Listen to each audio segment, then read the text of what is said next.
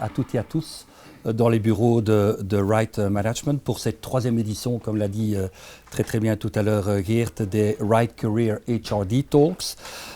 Bienvenue aussi à notre invité du jour, Annick Janssen, qui est Chief People et Culture. Nous allons revenir sur ce titre d'ailleurs tout à l'heure, Belux chez Manpower Group. Alors, j'aurai le plaisir de faciliter cette interview aujourd'hui. Geert a déjà eu l'occasion de me présenter brièvement. Donc, mon nom est Philippe Meisman. J'ai 35 ans d'expérience dans le domaine des ressources humaines et 25 ans comme business leader, comme COO chez Hudson Belgique et CEO chez Hudson France. Donc j'ai aussi à ce titre eu l'occasion d'évidemment couvrir l'ensemble des matières RH. Et ici chez Right Career, Right Management, je suis à la fois Executive Career Coach et Leadership Solutions Partner, c'est-à-dire qu'on développe des solutions de leadership sur mesure pour nos clients. Alors revenons évidemment à présent au sujet du jour. On va s'intéresser en fait aux défis que présente la mobilité interne en entreprise et plus largement la gestion des carrières, et cela pour l'ensemble des stakeholders qui interviennent en entreprise. Donc, on va évidemment parler des collaborateurs eux-mêmes, mais on va parler du management de proximité, on va parler du rôle des RH, et on va parler du top management, donc des comités de direction, de leur impact également sur les politiques de mobilité interne. Encore une fois, donc, cette interview est enregistrée sous forme de podcast en présence d'une trentaine de DRH. Merci encore une fois aussi de votre présence. Et vous aurez donc l'occasion tout à l'heure de poser vos questions après le podcast dans la langue de votre choix. Alors, avant d'en venir au vif du sujet, je voudrais d'abord un petit peu planter le décor du marché du travail aujourd'hui, parce qu'il est évidemment impactant par rapport au sujet du jour, qui est la mobilité interne. Donc, notre marché du travail aujourd'hui en Belgique, c'est quoi? C'est 280 000 chômeurs indemnisés, mais dont les compétences et qualifications ne sont malheureusement pas toujours en ligne avec les attentes des employeurs. C'est près de 500 000 personnes, un peu plus aujourd'hui, en incapacité de travail, ce qui est évidemment un montant considérable. C'est un taux de vacances d'emploi de plus de 4% en Belgique. Donc pour votre information, et je crois que vous le savez, le taux de vacances d'emploi, c'est donc le pourcentage de jobs qui ne trouvent pas de titulaire en entreprise. Donc nous en sommes à 4% en Belgique pour un taux de 2,7% au niveau européen. Donc en clair, le marché belge du travail est encore plus sous tension que la majorité des marchés en Europe.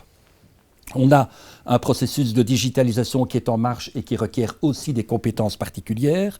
On a l'émergence de l'IA, bien entendu, dont on parle de plus en plus, avec ses impacts positifs, mais qui apporte aussi évidemment ses incertitudes, notamment sur les jobs moins qualifiés, puisqu'on sait que c'est l'une des valeurs ajoutées de l'IA. Un nombre croissant également de métiers en pénurie. J'ai été vérifié, le dernier recensement, on est à plus de 300 métiers en pénurie aujourd'hui en Belgique, toutes régions confondues. Et la pression sur les budgets, et notamment les budgets RH, comme l'a mentionné Geert. Voilà, je pense que ça plante un peu le décor. Rapidement redire aussi que tous ces défis prennent place évidemment dans un monde en continuel changement, où le changement devient la norme, et qui exige une très grande capacité d'adaptation de la part des employeurs, mais aussi de la part des employés, qui doivent de plus en plus réfléchir et travailler à leur employabilité sur le marché de l'emploi. Le décor est planté. Il est temps en effet pour moi de me tourner vers notre invité du jour, que je remercie encore pour avoir accepté évidemment notre invitation. Alors comme on est aussi un peu collègues, on a décidé de se tutoyer. J'espère que vous n'y voyez pas de problème particulier. Et donc Annick, la première question que je vais me permettre de te poser, c'est peut-être tout simplement de nous présenter brièvement. Bon, Manpower est une marque connue, mais on n'en connaît peut-être pas nécessairement toutes les ramifications. Donc, quelles sont les activités, quelle est l'offre de services et quelle est la culture de Manpower? Oui, bonjour à tout le monde d'abord et merci de nous faire le plaisir de votre présence.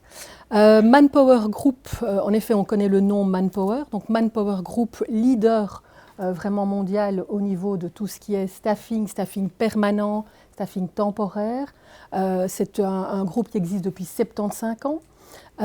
C'est un groupe qui est présent dans plus de 70 pays, 400 000 clients, 30 000 employés. En Belgique, nous sommes présents dans presque tous les centres. On a 58 agences, Belgique et Luxembourg. On a une activité Belux, plus de 450 collègues et donc on existe depuis 1972.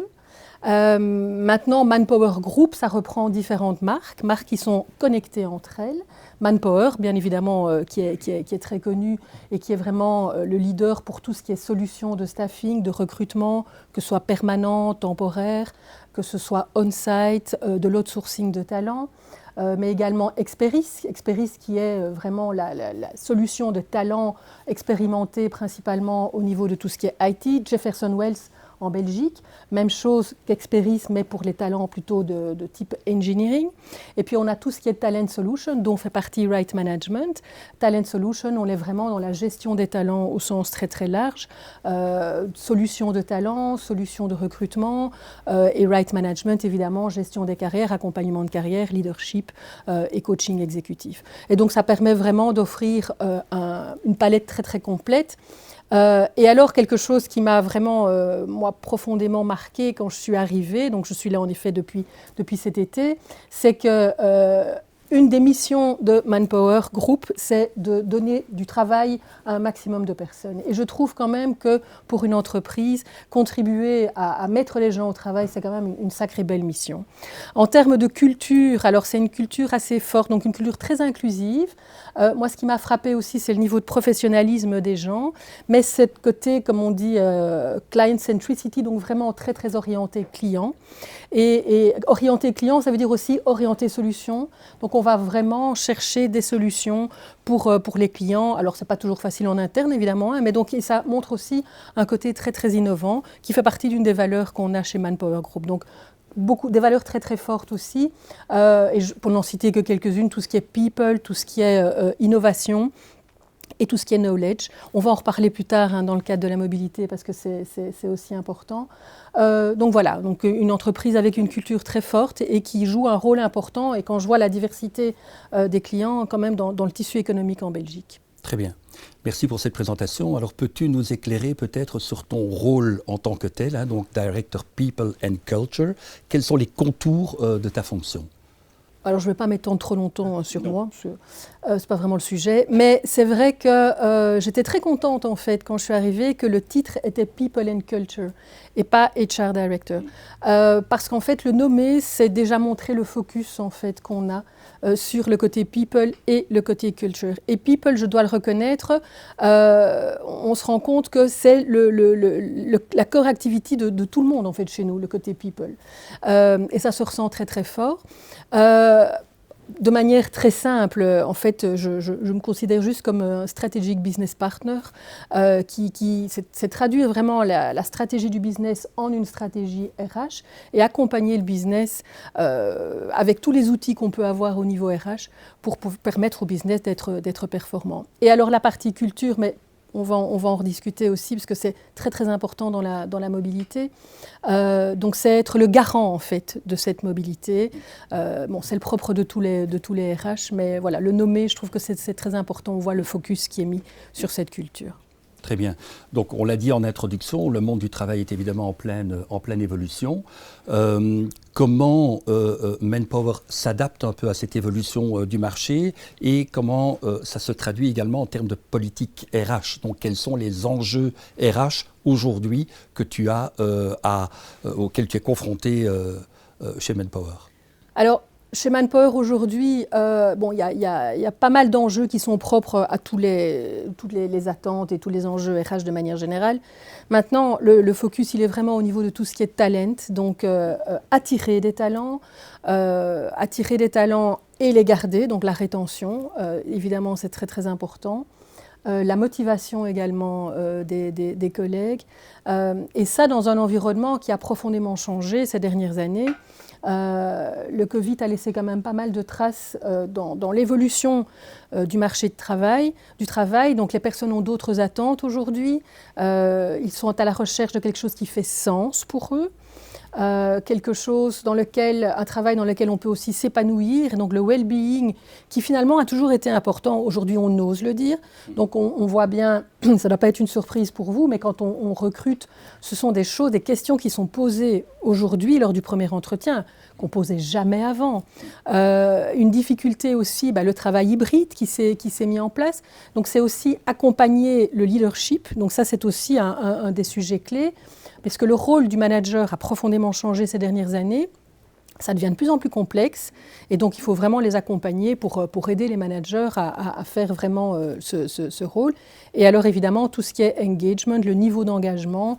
Donc chez nous, on fait 2 fois par an on appelle ça Amplify Your Voice, mais ce sont des engagement surveys pour mesurer vraiment et voir quels sont les plans d'action qu'on met en place pour vraiment améliorer ce taux d'engagement, puisqu'on veut avoir une rétention qui soit correcte, puisque c'est difficile de trouver des candidats. Et je dirais qu'au niveau du marché RH, ce sont les grandes tendances. Si on regarde, c'est vraiment tout ce qui est talent acquisition, talent retention, leadership capabilities. On va aussi vers des modèles de competence skilled company. Donc ça, c'est de manière générale, c'est ce qui ressort. Et aussi travailler sur la productivité et accompagner la transformation que quasi toutes les entreprises connaissent aujourd'hui.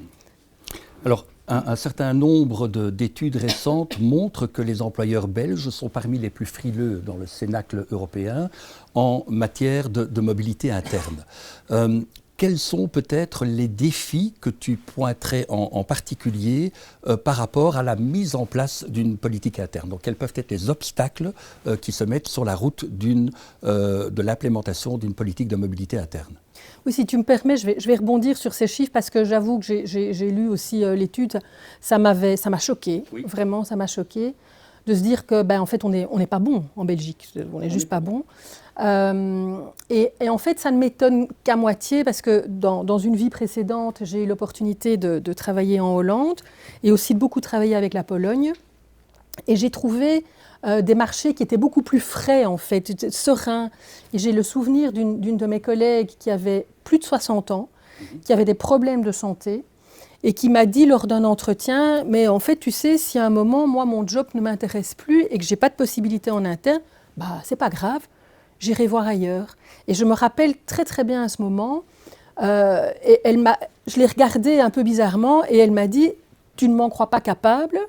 Et je lui ai dit non, Claudia, c'est pas que je t'en crois pas capable, c'est qu'en Belgique, quelqu'un qui a plus de 60 ans et qui a des problèmes de santé ne dirait jamais ça. Et j'ai trouvé que c'était finalement révélateur, et ça c'est tout le temps que je suis restée là-bas, en fait il y a une confiance dans leur potentiel et dans leurs compétences qu'on n'a peut-être pas assez en Belgique. Parce que je réfléchissais à ça. Aussi, si on regarde, 50% des managers aujourd'hui ne sont pas prêts à participer à la mobilité interne, ce qui est un fameux frein. Hein. Absolument. Alors, sur la question, les défis, je pense que c'est d'abord le mindset, en fait, des personnes. Si je reprends l'exemple de ma collègue, elle osait. Elle ne s'est pas posé la question. Donc, d'abord, est-ce que j'ose y aller, j'ose pas y aller? C'est un peu, je suis au bord de la piscine, l'eau est froide, j'y vais pas. Quels sont les risques? Qu'est-ce que je risque vraiment? Et au niveau du management aussi, des solides freins. Et donc ça, je mets dans la culture d'entreprise. Donc je reviens à cette culture d'entreprise. Donc ce qui est important, c'est d'avoir une culture qui est porteuse en fait pour cette mobilité. Ici, je parle de mobilité de manière générale. Je ne parle pas de career center dans le cadre de restructuration, même si c'est évidemment très important aussi. Comment est-ce qu'on accompagne les restructurations? Qu'est-ce qu'on met vraiment dans les career centers? Est-ce que c'est un vrai career center pour aider les gens ou est-ce que c'est juste une façade? Quand j'étais consultante, j'ai participé à un projet de restructuration. En fait, ce n'était pas un vrai career center. Hein. C'était juste l'étape avant la sortie. Mais je pense qu'il faut être honnête aussi avec les collaborateurs. En fait. Ils ont le droit à être respectés et à ce qu'on leur dise ce que c'est. En fait. C'est pour les aider, mais les aider à quoi? À trouver un job en interne ou les aider à se repositionner en externe. Et les deux sont OK, en fait. Mais appelons un chat un chat. Je pense que les collaborateurs ont droit à cette transparence aussi. Alors on vient de voir un certain nombre de freins qui peuvent se présenter dans la mise en place d'une politique de mobilité interne, mais il y a évidemment beaucoup de bénéfices qui en sont attendus. Généralement, on fait le lien d'ailleurs avec la rétention en entreprise. On fait également le lien avec la solidité du contrat psychologique des collaborateurs qui sentent cette possibilité. Quelle est, de ton analyse et de ton expérience maintenant de ces politiques de mobilité interne dans différentes entreprises, quels en sont les bénéfices les plus importants qu'elle peut en attendre? Alors, clairement, la rétention. Un manager avec qui j'ai travaillé dans le passé disait que quand on donne un poste ouvert à un externe sans avoir donné la possibilité à quelqu'un en interne, c'est comme si on volait en fait une opportunité pour cette personne. Et en fait, c'est vrai d'une certaine manière. Donc, je pense que la rétention, elle est vraiment clé parce que ça permet de donner à des personnes d'autres opportunités de faire quelque chose et de ne pas se dire que la seule option qu'ils ont, c'est partir en fait, c'est aller voir ailleurs. Et en termes d'engagement, de nouveau, dans une expérience passée, on a mesuré vraiment la corrélation entre la rétention et le niveau d'engagement des personnes qui avaient fait de la mobilité interne dans les 2 ans qui précédaient versus des personnes qui avaient été engagées de l'externe. Et il y avait, alors j'ai plus les chiffres en tête, mais il y avait une corrélation très très forte. Donc c'est clair que les personnes qui participent à la mobilité interne, qui ont cette possibilité, ce sont vraiment nos meilleurs ambassadeurs. D'accord. Est-ce que tu pourrais partager avec nous peut-être les outils et ou les pratiques que l'on met en œuvre pour faciliter précisément cette mobilité interne en entreprise? Alors, bon, il y a beaucoup de choses et c'est pas très très compliqué, mais ce qu'il y a, c'est qu'il faut bien le cadrer dans quelque chose de plus global. Je pense que d'abord, il faut le mettre dans la culture vraiment d'entreprise. Ça ne doit pas être juste un petit projet ad hoc comme ça. Donc, ça doit être cadré et la manière la plus simple, c'est déjà le communiquer. Donc, c'est communiquer d'abord en interne les postes qui sont ouverts avant de le poster en externe. Mais donc le communiquer, ça veut dire le rendre visible aussi. Ça veut dire que quelque part, ce soit sur l'intranet, il y a des organisations qui disent oui, chez nous on le fait, seulement on les trouve nulle part. Donc en fait, c'est comme si on ne le faisait pas. Donc ça, c'est la première chose, vraiment rendre ça visible, mettre en place une culture où on a le droit à l'erreur. Parce qu'en fait, le collaborateur, il est expert, ou il est expérimenté, on va dire, dans sa fonction. Il a envie de faire quelque chose, mais il a peur.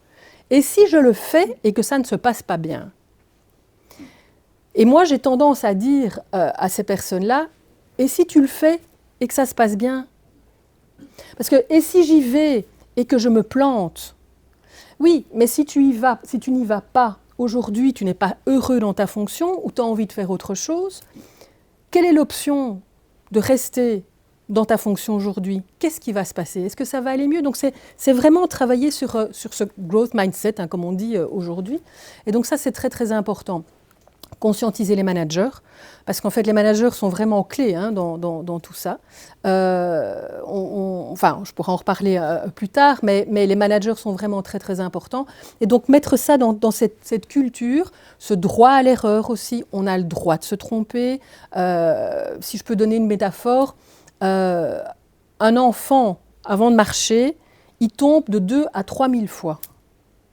Et tous ceux qui sont parents dans la salle savent qu'on l'encourage à y aller. Et il n'a pas peur. Et bien, en fait, c'est la même chose. Donc, on a le droit à l'erreur. Et si on se trompe, le dire. Parce que ça, c'est le pire. Celui qui met sous le tapis, c'est pas le dire. Mais donc, qu'est-ce qu'on en fait? C'est la meilleure façon d'apprendre. Et donc, ça, c'est aussi la culture d'entreprise qui doit être prévue pour ça. Donc, pas juste dire, je poste les postes en interne et puis ça va se faire tout seul. C'est quelques exemples d'outils très faciles à mettre en place, en fait. Alors, tu viens de mettre fortement en avant, évidemment, l'aspect culture, qui est très, très important, culture d'entreprise. Précisément, dans ton titre, il y a Director People and Culture. Donc, j'imagine que l'une des dimensions est aussi d'assurer l'ADN, de garantir l'ADN de la culture du groupe dont tu fais partie, de Manpower. Ma question est aussi, dans la culture d'entreprise, qu'est-ce qui favorise donc de fait la mobilité interne? Et est-ce que la mobilité interne elle-même n'a pas aussi un impact sur la culture d'entreprise? Tu viens un peu déjà d'évoquer le sujet, mais est-ce qu'on peut aller plus en profondeur sur le thème? Je dirais, en effet, on a un peu parlé déjà de l'impact sur la mobilité. En fait, un collaborateur qui a la possibilité d'avoir une autre fonction en interne, c'est tout à coup ouvrir le champ des possibles. C'est dans mon entreprise, j'ai des possibilités et on se préoccupe de moi. On me pose la question, donc ça c'est évidemment tout ce qui est talent management, performance management, oser s'exprimer, cette culture du speak up, j'ose dire que j'ai envie de faire autre chose, j'ose dire que je ne suis pas content, j'ose dire quelles sont mes aspirations, donc quand même ça demande de la part du collaborateur aussi du courage. Et donc à partir de ce moment-là, de se dire tout est possible et on s'occupe de moi. Donc ça, c'est ce côté caring, on en parle quand même beaucoup dans les entreprises, c'est quand même important. À contrario ou a fortiori, la culture aussi se voit renforcée par ce genre de choses, parce qu'on a des collaborateurs qui ont la possibilité de faire autre chose, qui apportent de l'innovation, donc je dis chez Manpower l'innovation c'est très important, mais d'avoir justement cette diversité d'expériences, de venir avec une autre vue, un autre angle, c'est quelque chose qui est très très important, qui renforce l'innovation, qui renforce le niveau d'engagement, si je dois donner que quelques exemples. D'accord. Alors on a déjà évoqué un certain nombre de stakeholders qui prennent part évidemment à ce processus de mobilité interne. Je voudrais peut-être qu'on mette le focus sur deux populations en particulier, c'est-à-dire d'une part les managers de proximité, qui généralement peut-être pourraient protéger un peu les cadres avec lesquels ils travaillent parce qu'ils sont très contents d'eux et qu'évidemment la performance dans le job est bonne et donc ils préfèrent les garder pour eux plutôt que de les partager.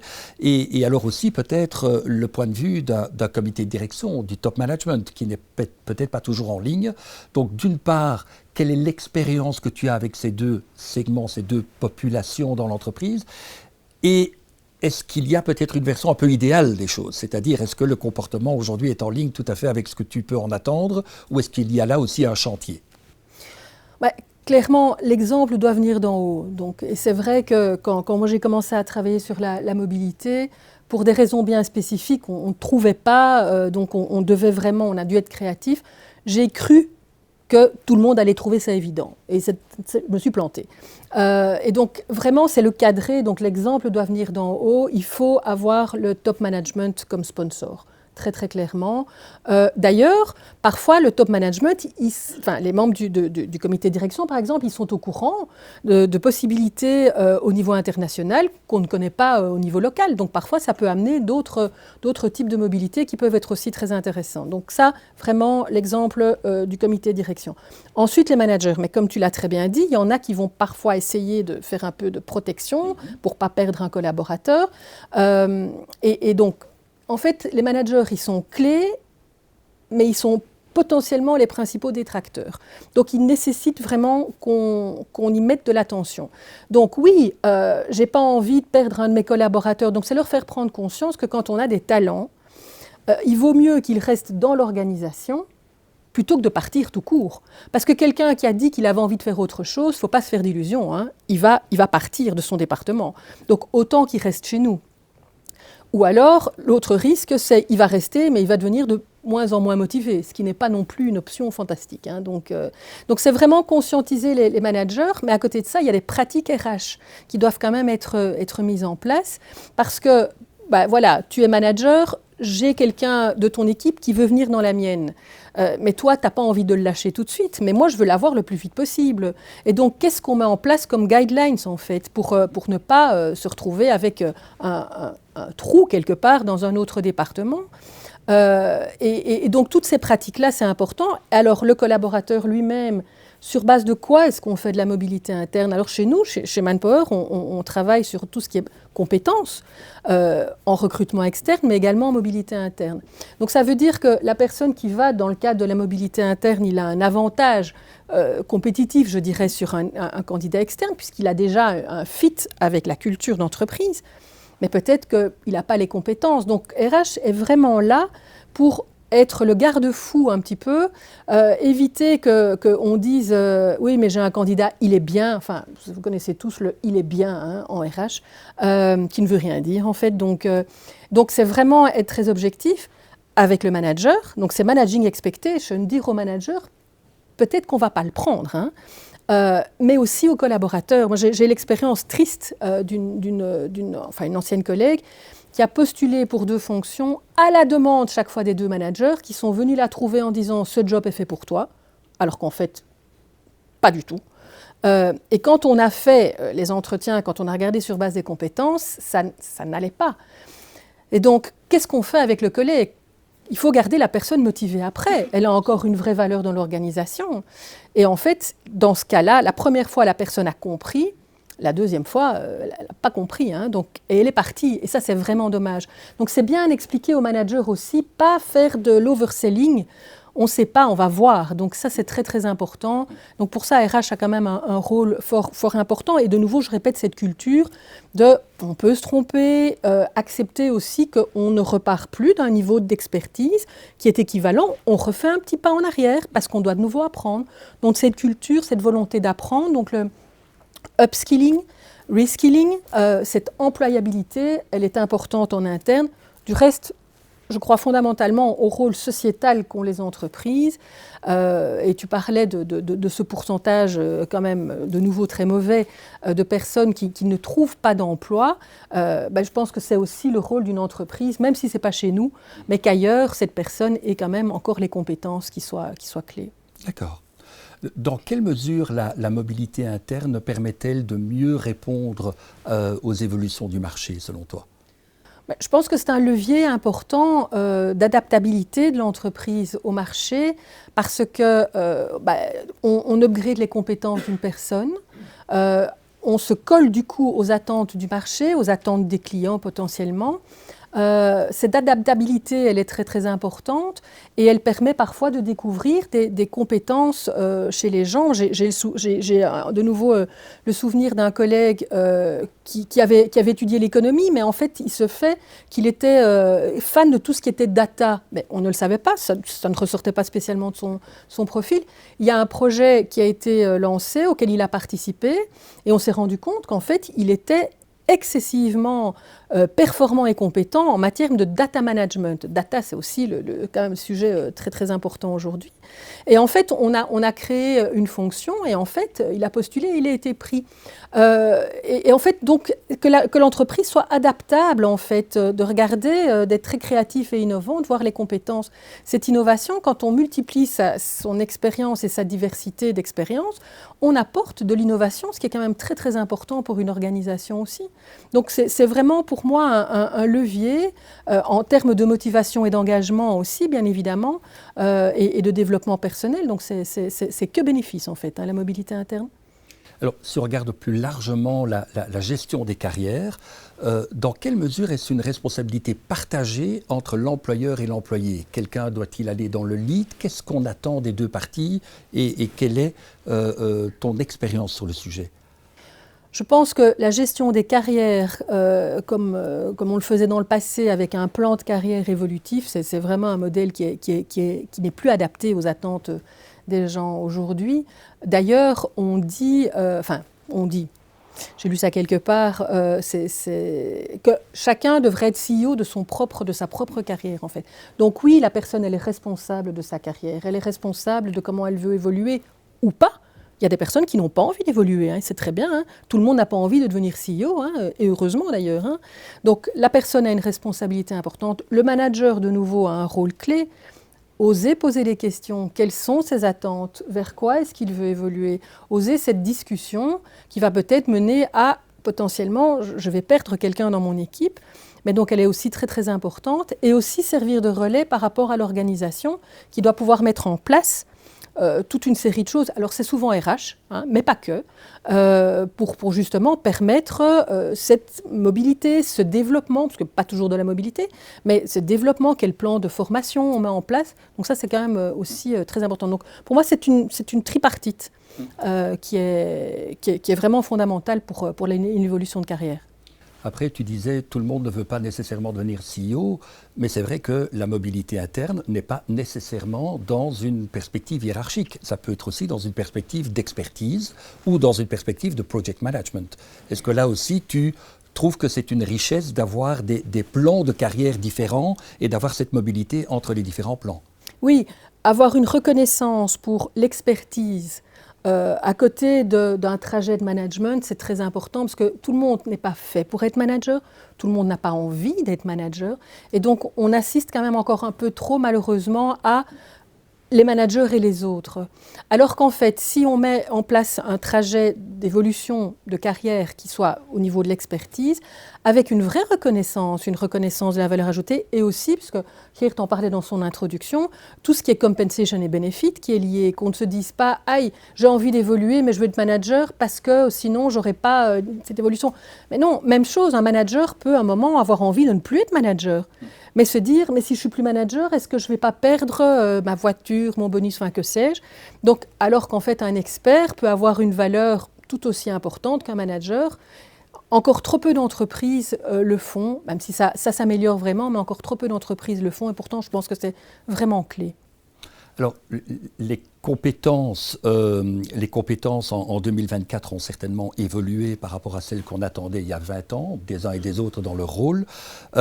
Est-ce qu'il n'est pas plus important que jamais d'avoir un système de gestion des compétences dans lesquelles, d'une part, on les identifie avec des matrices, mais également dans laquelle on mesure peut-être les gaps par rapport aux compétences attendues aujourd'hui et dans le futur?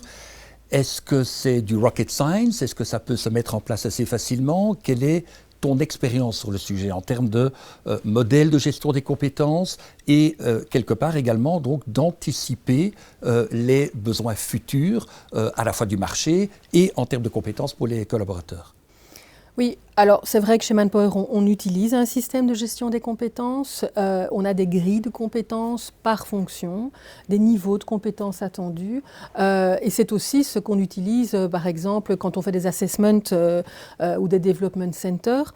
Ça permet d'objectiver et ça permet justement, en mobilité ou pas, hein, pas rien qu'en mobilité, mais d'objectiver vraiment quelles sont les attentes, quels sont les gaps et comment est-ce qu'on va les combler. C'est pas très compliqué. Alors il y a des beaux modèles qui existent, hein, mais il y a moyen de mettre ça en place soi-même. Donc c'est pas très compliqué à mettre en place. D'accord. Alors évidemment, on ne peut pas ne pas parler du télétravail, hein, donc tout le monde a conscience que le Covid est passé par là et que le télétravail aujourd'hui a pris une toute autre dimension. Ça change également quelque part la relation qu'ont les employés par rapport à leur carrière, ils sont moins en contact avec l'entreprise, avec leurs collègues. Est-ce que ça a un impact sur la gestion des carrières? Est-ce que ça peut altérer ou transformer un petit peu le lien avec la gestion de carrière? Oui, alors ça a un peu complexifié. De nouveau, ça demande de l'adaptabilité de la part principalement des managers, parce que voilà, le télétravail, quoi qu'on en pense, hein, et ça reste quand même encore un sujet qui est fort partagé, c'est un fait. Et de nouveau, quand on recrute, c'est une question qui vient systématiquement. Donc, au niveau de la gestion des carrières, la difficulté, c'est que le manager, il n'est plus à côté de la personne. Donc, ceux qui avaient une attitude un peu micromanagement ou contrôle freak, ils ont plus ça. Et donc, ils doivent pouvoir mesurer et paramétrer, en fait, quelle est la vraie performance de la personne et quelles sont les compétences, en fait, de la personne de manière différente. Donc, de nouveau, c'est un gros accompagnement de la part des managers, mais en dehors des compétences et de l'évolution de carrière, de manière générale. On ne gère plus une personne qui travaille de manière hybride comme on travaillait avant, quand on était assis à côté de la personne. Donc oui, un gros changement pour les managers, gros changement et un accompagnement de la part des RH vraiment nécessaire à ce niveau-là. Alors, je m'en voudrais de ne pas poser la question que Geert a évoquée tout à l'heure, c'est y a-t-il encore des budgets en matière précisément de mobilité interne? Est-ce qu'on prépare, est-ce qu'on prend le temps également d'organiser des programmes pour préparer les collaborateurs aux défis de demain? Quelle est aussi ton expérience peut-être sur le sujet? Alors ici, je crois qu'il y a deux choses qu'il faut dissocier. Quand on est dans le cadre vraiment un career center, ou quand on est dans le contexte d'une mobilité classique, je veux dire. C'est vrai que les career centers, ça doit être budgété, ça doit être prévu parce que ça a un coût qui est quand même important et selon la taille de l'organisation, ça peut représenter quand même la nécessité de beaucoup de ressources. Et là, c'est un investissement. Et c'est un investissement très clair. Quand on parle d'une mobilité plus classique, qui est celle que moi j'ai principalement connue et qu'on fait par exemple chez Manpower Group, typiquement, cette mobilité, elle tombe dans le budget Learning and Development. Mais il faut la prévoir. Parce que c'est identifier en fait quelles sont c'est skilled-based aussi, donc quelles sont les compétences attendues demain, qu'on n'a peut-être pas aujourd'hui. Et ben donc à ce moment-là, il faut investir pour les développer. Typiquement, ça rentre en Learning and Development. Très bien. Je pense qu'on a abordé le sujet de la mobilité interne et de la gestion des carrières un peu sous tous les angles. S'il y avait une recommandation, un conseil, Annick, sur base de ta large expérience dans le domaine, que tu souhaiterais partager aujourd'hui avec notre audience, ce serait quoi? Je dirais le cadrer vraiment dans la culture d'entreprise. Ce n'est pas parce qu'on est soi-même convaincu qu'on va d'office être convaincant. Donc, vraiment le mettre dans la culture, dans son ensemble, et donc prendre tous les paramètres en considération. Et puis, je dirais, ne rien lâcher. Mais du coup, ça fait 2 conseils. Mais voilà, ça, ce sont mes conseils. C'est souvent le piège de la question, c'est on demande d'en avoir un, mais on en a 2. C'est le deuxième étant bonus pour tout le monde. Voilà. Mais un tout grand merci Annick. Je pense que le timekeeper m'a rappelé à l'ordre. Donc je pense que il me reste évidemment à remercier Annick pour cette discussion à la fois intéressante et aspirante, et j'espère qu'elle aura été pour vous tous aussi. Ici prend fin d'ailleurs le podcast. Donc pour votre information, ce podcast sera disponible sur tous les bons sites internet, non, en l'occurrence sur le site de Right Management et également sur LinkedIn. Je vous remercie en tout cas pour votre attention. Il y a une petite session donc de questions-réponses maintenant qui va suivre. J'espère en tout cas vous retrouver aussi à une nouvelle session de HRD Talks. Merci à vous.